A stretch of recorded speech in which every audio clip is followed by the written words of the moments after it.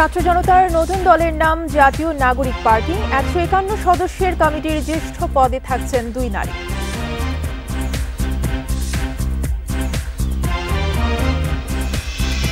আত্মপ্রকাশের একদিনের মাথায় গণতান্ত্রিক ছাত্র সংসদের পূর্ণ কমিটি। বুধবারের ঘটনার তদন্ত হচ্ছে।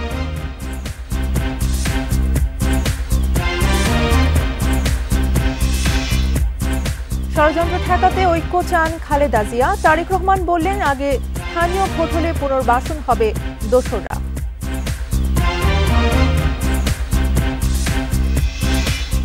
দেশের প্রয়োজনে সেনাদের জীবন উৎসর্গে প্রস্তুত থাকার আহ্বান সেনা প্রধানের। আরও প্রশিক্ষিত করা হচ্ছে সদস্যদের।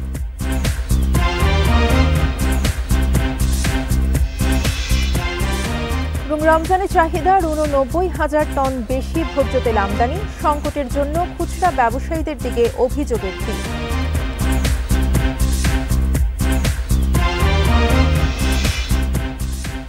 স্বাগত বিরতিহীন রাত ৯টায় বাংলাদেশের সঙ্গে আছি তাসনিমা জান্নাত অর্থী। শিরোনাম শুনছিলেন, এবারে বিস্তারিত। ছাত্র জনতার নতুন রাজনৈতিক দল হিসেবে আগামীকাল আত্মপ্রকাশ করছে জাতীয় নাগরিক পার্টি। আহ্বায়ক হচ্ছেন নাহিদ ইসলাম আর সদস্য সচিব আক্তার হোসেন। সিনিয়র যুগ্ম আহ্বায়ক এবং সিনিয়র যুগ্ম সদস্য সচিব পদে দুজনেই নারী নেতৃত্ব আসছে। সেই সঙ্গে আগামীকাল ১৫১ সদস্য বিশিষ্ট কমিটি ঘোষণা হতে পারে। বৈষম্য বিরোধী ছাত্র আন্দোলনের ব্যানারে ছাত্র জনতার অভ্যুত্থানের মুখে পতন হয় হাসিনা সরকারের। গত ১৪ সেপ্টেম্বর আন্দোলনের নেতৃত্ব দেয়া ছাত্রদের উদ্যোগে আত্মপ্রকাশ করে জাতীয় নাগরিক কমিটি। এরপর নতুন রাজনৈতিক দল গঠনের প্রস্তুতি শুরু হয়। আহ্বায়ক পদে নাহিদ ইসলাম, সদস্য সচিব আক্তার হোসেন, নাসির উদ্দিন পাটোয়ারিকে প্রধান সমন্বয়কারী, হাসনাত আবদুল্লাহকে দক্ষিণাঞ্চলের মুখ্য সংগঠক ও সার্জিস আলমকে উত্তরাঞ্চলের মুখ্য সংগঠক পদে চূড়ান্ত করা হয়েছে। ১৫১ সদস্য বিশিষ্ট কমিটি ঘোষণার পর ধাপে ধাপে সদস্য সংখ্যা বাড়িয়ে ৩০০ থেকে ৫০০ করা হতে পারে।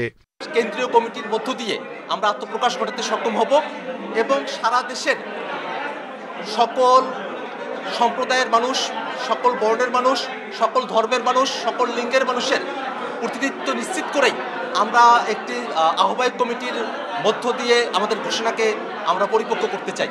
জাতীয় নাগরিক পার্টির নাম চূড়ান্ত হয়েছে। পরিবারতন্ত্র এবং ব্যক্তিতন্ত্রের বাইরে থাকবে এই দল। জাতির কাছে যে ম্যানিফেস্টো, এই ম্যানিফেস্টোটা মূলত একটি বৈষম্যহীন সমাজ প্রতিষ্ঠা এবং বৈষম্যহীন সমাজ প্রতিষ্ঠার পথে আমাদের যে প্রাতিষ্ঠানিক সংস্কার করতে হবে, আমাদের যে অর্থনৈতিক সংস্কার করতে হবে এবং আমাদের গার্মেন্টস শ্রমিক থেকে শুরু করে গ্রামের কৃষক থেকে শুরু করে যারা বিশ্ববিদ্যালয়ে শিক্ষিত তাদেরকে কিভাবে ছোট ছোট উদ্যোক্তা তৈরি করা যায় সে ধরনের কর্মসূচি নতুন পার্টিতে থাকবে।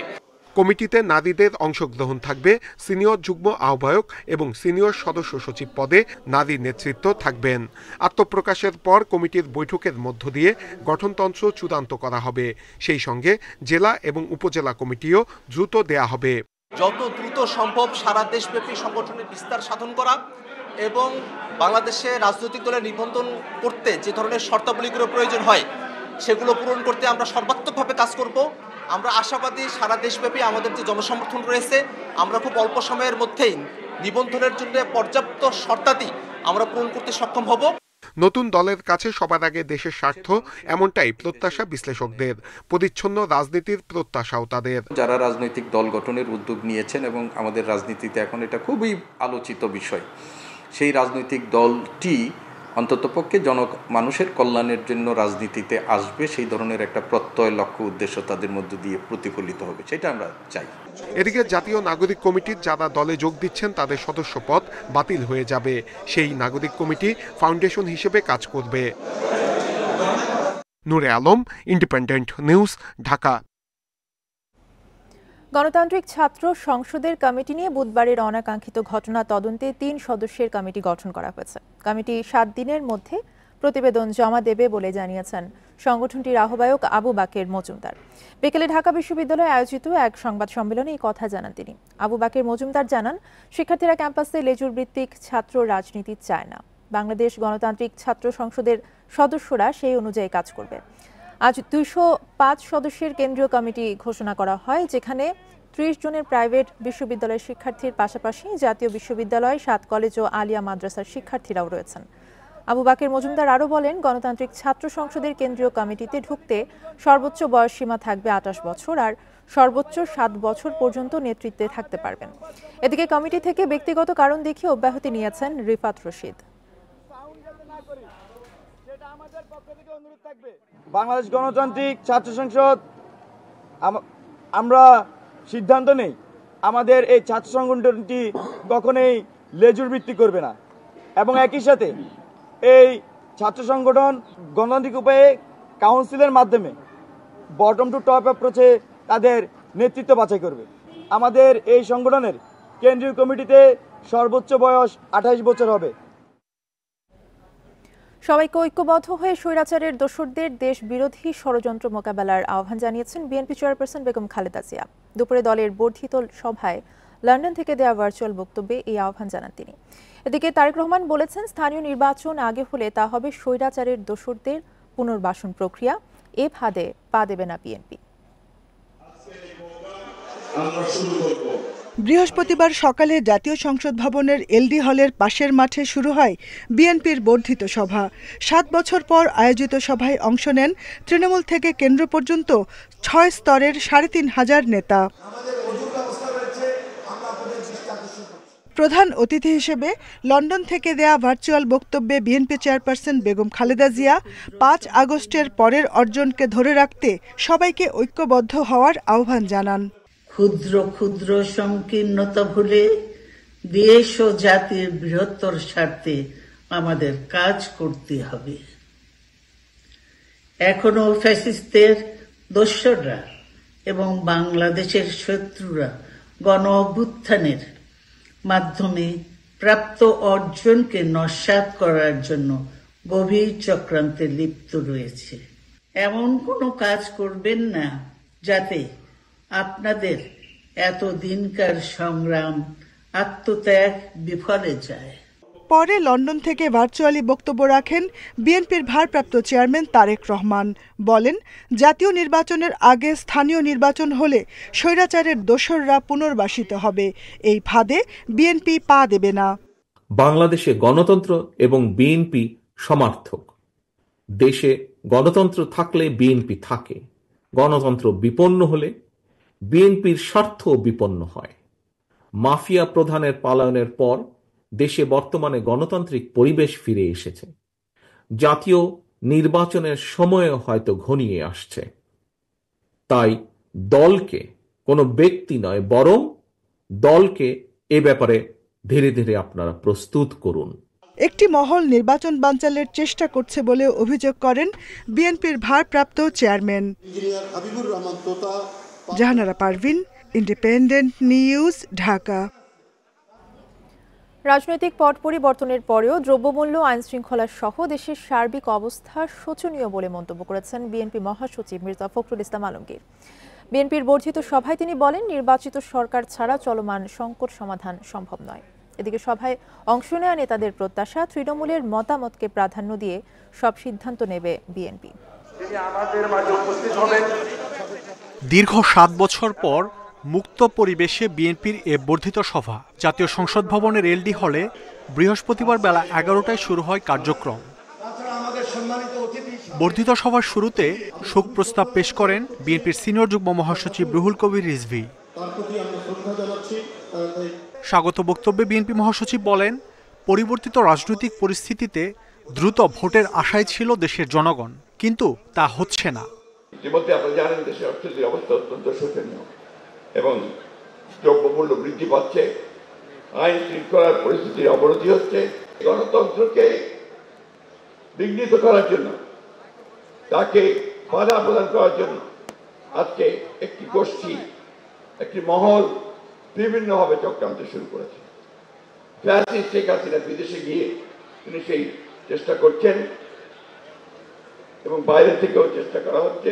বিএনপির বর্ধিত সভায় অংশ নেন সারা দেশ থেকে আসা বিভিন্ন পর্যায়ের অন্তত ৪,০০০ নেতা। তাদের আশা, সুষ্ঠু ভোটে এবার সরকার গঠন করবে বিএনপি।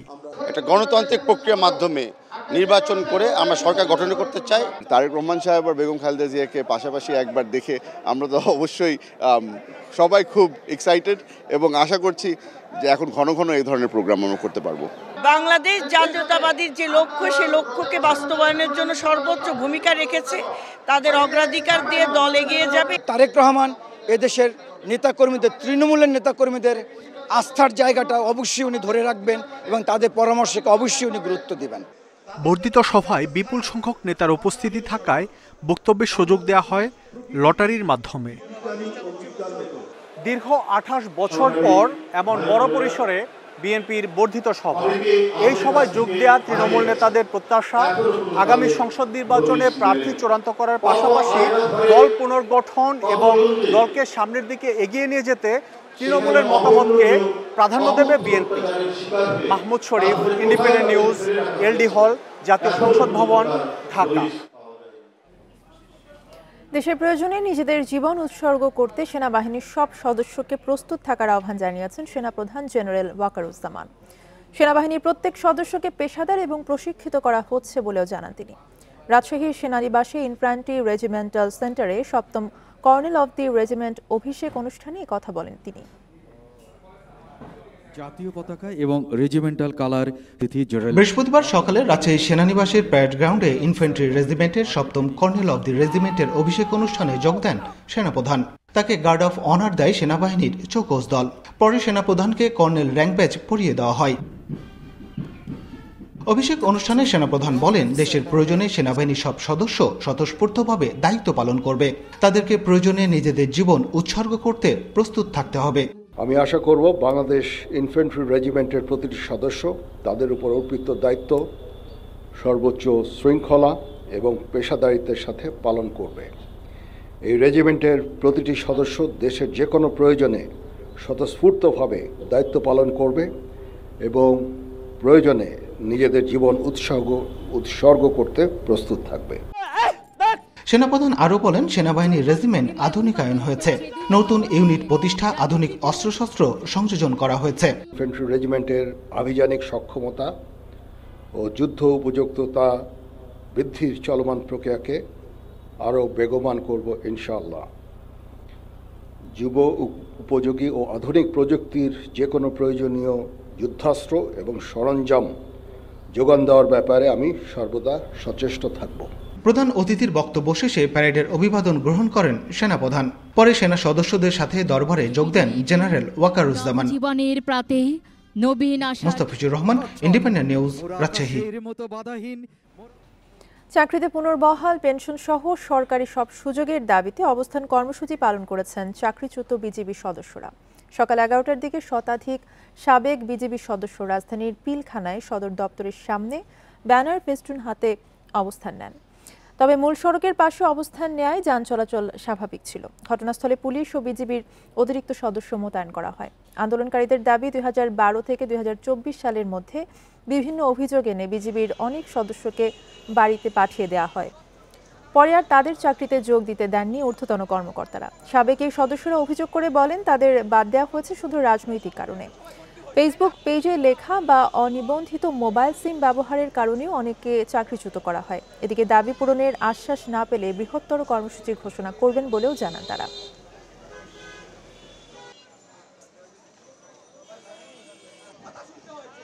পুনরায় চাকরিতে পুনর্বহাল করা হয়, আর যদি পুনরায় দ্বিতীয় পুনর্বহাল করা সম্ভব না হয়, তাহলে যেন 100% পেনশন সুবিধা দিয়ে তাদেরকে যেন সুসম্মানে বাড়ি পাঠানো হয়। এখন আমরা এই অবস্থায় আছি, পরিবার নিয়ে মানুষের কাছে মুখ দেখাতে পারি না। আমি যখন আবু তোহাকে নিয়ে পোস্ট করলাম, তখন আমাকে সতর্ক করা হলো, তুমি বাহিনীতে চাকরি করে তুমি কেন এসব পোস্ট করবা।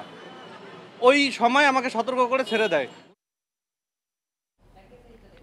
রমজানের চাহিদার চেয়ে 89,000 টন বেশি সয়াবিন তেল আমদানি হয়েছে। তারপরেও বাজারে সহসাই মিলছে না পর্যাপ্ত ভোজ্য তেল। একে খুচরা ব্যবসায়ীদের বাড়তি মুনাফার কারসাজি বলছেন ভোক্তা অধিদপ্তরের মহাপরিচালক। বৃহস্পতিবার নিত্যপণ্যের বাজার নিয়ন্ত্রণ পরিকল্পনা নিয়ে সংবাদ সম্মেলনে এই তথ্য জানান তিনি। বেশ কিছুদিন ধরেই বাজারে বোতলজাত সয়াবিন তেলের সংকট। গত নভেম্বরে সংকট তীব্র হলে ডিসেম্বরে প্রতি লিটার 8 টাকা বাড়ানো সহ শুল্ক কর কমানো হয়, তারপরেও কাটেনি সংকট। রোজার আগে আবারও বাজারে ভোজ্য তেলের সংকট। রাজধানীর বাজারে মিলছে না পর্যাপ্ত সয়াবিন তেল। তেলের দোকানে গেলে তেল নাই, বলতেছে যে তেল নিলে সাথে চাল নেওয়া লাগবে বা ওই কোম্পানির আদার্স যে প্রোডাক্ট আছে সেটা নেওয়া লাগবে। দোকান থেকে জিজ্ঞাসা করলে সমস্যা কি, বলছে যে আমরা আগে যেখানে 50 দৈনিক যদি আমার ডিমান্ড থাকে 50 বোতল, আমি পাই 10 বোতল, আমি আপনাকে কোত্থেকে দিব বা 5 বোতল। সব কিছুর একটা নিয়ন্ত্রণ আছে, কিন্তু তেলের দামটাই বেশি আমাদের পর ভোগান্তি করতেছে। এটা কোম্পানি থেকে ভোজ্য তেল সরবরাহ করা হচ্ছে না বলে দাবি ব্যবসায়ীদের। সরবরাহ ব্যবস্থা তদারকির দাবি তাদের। তীর কোম্পানি প্রতি সপ্তাহে 1 কার্টন দেয়, রূপসাদা প্রতি সপ্তাহে 1 কার্টন দেয়। হ্যাঁ, ফেরেশ কোম্পানি, পুষ্টি কোম্পানি একদিন পর 1 কার্টন দেয়। প্রত্যেকদিন তেল লাগে 8-10 কার্টন। ফার্ম অয়েল তেল দিয়ে হেডও নাই। রমজানে 3 লাখ টন চাহিদার চেয়ে বাড়তি 89 টন সয়াবিন তেল আমদানির তথ্য জানায় ভোক্তা অধিদপ্তরের মহাপরিচালক। তার দাবি, অসাধু ব্যবসায়ীরাই কারসাজি করে কৃত্রিম সংকট তৈরি করেছে। প্রত্যেক খুচরা বিক্রেতা সামনে সামান্য কিছু তেল রেখেছেন, পরবর্তীতে দেখা গেল পেছনে তারা তেলের মজুদটা রেখে দিয়েছে। এখন এটা তো আপনাদের বা আমাদের কারো কাম্য নয়। তো সেই ক্ষেত্রে আমি আবারও পাঠিয়েছি। রোজার পণ্য খেজুর, ছোলা, ফল ও মশলা জাতীয় পণ্যের পর্যাপ্ত সরবরাহ আছে বলে জানিয়েছে জাতীয় ভোক্তা অধিকার সংরক্ষণ অধিদপ্তর। Amirul Islam, independent news, Dhaka.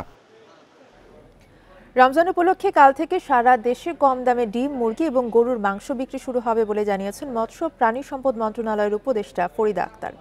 দুপুরে সাভারে ভেটেরিনারি পাবলিক হেলথ ল্যাবরেটরি উদ্বোধনী অনুষ্ঠানে তিনি আরও বলেন, ঢাকার 25টি পয়েন্ট সহ দেশের বিভিন্ন স্থানে এই কার্যক্রম চালু রাখা হবে। অন্তর্বর্তীকালীন সরকারের প্রধান কাজ ছিল দ্রব্যমূল্যকে নিয়ন্ত্রণে রাখা, তবে বাজার এখনও স্থিতিশীল না হওয়ায় মৎস্য প্রাণী সম্পদ মন্ত্রণালয় কম দামে পণ্য বিক্রি করবে। বিভিন্ন পণ্য কম মূল্যে বিক্রি সম্ভব তা প্রমাণ করতেই এই উদ্যোগ নেওয়া হয়েছে। কিন্তু বাজারের সেই স্থিতিশীলতাটা যেহেতু এখনো আসেনি, আমরা চাচ্ছি আমাদের প্রতিষ্ঠানগুলোর মাধ্যমে আমরা যতটুকু পারি আমরা সরবরাহ করি এবং এটা প্রমাণ করা যে বাজারে যে মানে একটা কৃত্রিম উচ্চ মূল্য রাখা হয় সেটা চাইতে যে কম দামে দেওয়া সম্ভব সেটা আমরা প্রমাণ করতে চাই। কাজে আমরা সবাইকে 6 দফা দাবিতে 1 মার্চ থেকে ঢাকা ধর্মঘট 2 মাসের জন্য প্রত্যাহার করেছে Bangladesh petrol pump owners association. বৃহস্পতিবার পেট্রোলিয়াম কর্পোরেশনের চেয়ারম্যানের সঙ্গে বৈঠকে সিদ্ধান্ত নিয়েছে সংগঠনটি। সড়ক ও জনপদ বিভাগের ইজারা মাসুল যৌক্তিক হারে নির্ধারণ, কমিশন বৃদ্ধি, বিএসটিআই এর বাড়তি ফি প্রত্যাহার, কারখানার লাইসেন্স প্রথা বাতিল, ফায়ার লাইসেন্স বাতিল করে আগের ব্যবস্থা রাখা এবং সকল প্রকার লাইসেন্স গ্রহণে ঘুষ বন্ধে সরকারের পদক্ষেপের দাবিতেই ধর্মঘটের ঘোষণা দিয়েছিল পেট্রোল পাম্প মালিক সংগঠন। বৃহস্পতিবার বিপিসি চেয়ারম্যানের আন্তঃমন্ত্রণালয় সভায় দাবি পূরণে যথাযথ পদক্ষেপের আশ্বাস দেওয়া হয় এবং ধর্মঘট প্রত্যাহারের আহ্বান জানানো হয়। এরই প্রেক্ষিতে ধর্মঘট প্রত্যাহার করা হয়েছে। পেট্রোল পাম্প মালিকরা জানান, এপ্রিলের শেষে বিপিসির সঙ্গে আলোচনার পর পরবর্তী সিদ্ধান্ত নেওয়া হবে। তেল উত্তোলন ও পরিবহন বন্ধ থাকবে, সেটা আমরা স্থগিত ঘোষণা করলাম 2 মাসের জন্য এবং আমরা আশাবাদী ওনারা এই বিষয়টা 2 মাসের ভিতরে সমাধান করবেন এবং দেশে সমস্ত এই আমাদের যারা জ্বালানি তেল ব্যবহার করেন তাদের অসুবিধার কথা চিন্তা করে সামনে রমজান মাস, প্লাস আমরা তো এই দেশেরই নাগরিক, আমরা কাউকে কষ্ট দিতে চাই না। অমর একুশে বই মেলায় 27 দিনে নতুন বই এসেছে প্রায় 3000, বেশিরভাগই কবিতার বই। এসেছে উপন্যাস, ইতিহাস, প্রবন্ধ এবং শিশু সাহিত্য। প্রকাশকরা বলছেন, এবার মেলায় গতবারের চেয়ে 40 ভাগ কম বিক্রি হয়েছে। শুক্রবার শেষ দিনে মেলা চলবে সকাল 11টা থেকে রাত 8টা পর্যন্ত। শুক্রবার পর্দা নামতে চলেছে অমর একুশে বই মেলার। শেষ সময়ে বাংলা একাডেমি ও সোহরাওয়ার্দী উদ্যানে বেড়েছে পাঠক ও দর্শনার্থীর ভিড়। বইপ্রেমীরা তালিকা ধরে স্টলে স্টলে ঘুরে পছন্দের বই কিনছেন। সবার বই মোটামুটি পড়া, আবার অনেকে এটা পড়ে নেয়, কিন্তু বইমেলাতে এসে অনেক নতুন নতুন লেখকের বই পাইতেছি। আজকে ছুটি নিয়ে শুধু এসেছি বইমেলাতে আসার জন্য। কি বই কিনলেন? আমি কিনেছি বাচ্চাদের জন্য যা পছন্দ, এবং আমার মিসেসের জন্য একটা বই কিনেছি হুমায়ুন আহমেদের, আর আমার জন্য কিনেছি শওকত ওসমানের একটা বই।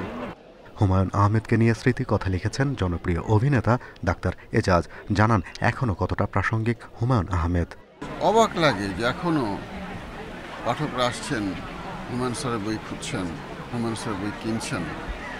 কত বছর হয়ে গেল, তারপরেও হুমায়ুন স্যার, এটা অনেক আনন্দ লাগে, তৃপ্তি লাগে, আবার দুঃখ লাগে অনেক, যে স্যারের আরও অনেক বছর বেঁচে থাকা দরকার ছিল।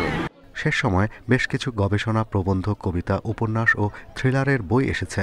প্রকাশকরা জানান, গত বছরের তুলনায় এবার বই বিক্রি কমেছে প্রায় 40%। আপনার সাথে কথা বলার কিন্তু আমার সময় থাকার কথা না, কারণ আজকে হলে মেলার আর একদিন বাকি আছে। তো ওই অনুপাতে বিক্রি একদম কম। শুধু আমাদের স্টলে যে বিক্রি কম তা নয়, আমি দেখছি বড় বড় প্রকাশনাগুলো খোঁজ নিয়ে দেখছি সবার একই কথা, বিক্রি খুব কম। পলিথিন ব্যাগ নিষিদ্ধ হলেও পলিপ্রোপাইলিন ব্যাগে বই বিক্রি হয়েছে এবার। বাংলা একাডেমি বলছে, আগামী বছর থাকবে পরিবেশ বান্ধব ব্যাগ। একটা টাস্ক ফোর্স করেছিলাম এবং নিরুৎসাহিত করেছিলাম যে যাতে পলিথিন ব্যবহার না করা হয়, কিন্তু সর্বাংশে আমরা সফল হইনি। আশা করি এবার যে সচেতনতাটা তৈরি হয়েছে সেটা আগামীবারে আমরা সেটা প্রয়োগ করতে পারবো, এবং আমরা আশা করব যে আগামীবার একেবারেই যাতে পলিথিন বইমেলায় না থাকে। অমর একুশে বইমেলায় 27 দিনে প্রকাশ হয়েছে নতুন ৩,৯৬৪টি বই। Shahriar Anirban, independent news, Dhaka. রাষ্ট্রের গুরুত্বপূর্ণ ব্যক্তিদের পদমর্যাদা, ক্রম অথবা ওয়ারেন্ট অফ প্রেসিডেন্স নিয়ে আপিল বিভাগের রায়ের বিরুদ্ধে রিভিউ শুনানির জন্য সময় নিলেন মন্ত্রিপরিষদ সচিব। শুনানির জন্য 6 মার্চ ধার্য করেছেন আপিল বিভাগ। সকালে মন্ত্রিপরিষদ সচিবের পক্ষে 2 সপ্তাহের সময় আবেদন করেন তার আইনজীবী। পরে প্রধান বিচারপতি ডক্টর সৈয়দ রেফাত আহমেদের নেতৃত্বাধীন 5 বিচারপতির আপিল বেঞ্চে শুনানির কথা থাকলেও সময় আবেদনের কারণে তার হয়নি। এদিকে ডেপুটি অ্যাটর্নি জেনারেল ও সহকারী অ্যাটর্নি জেনারেলরাও তাদের পদমর্যাদা বাড়াতে আবেদন করেছেন, যার শুনানিও হবে 6 মার্চ। এর আগে 2015 সালের 11 জানুয়ারি রাষ্ট্রীয় পদমর্যাদার ক্রম ঠিক করে দেন আপিল বিভাগ। এ ছিল এখনকার সংবাদের সাথে থাকার ধন্যবাদ সবাইকে।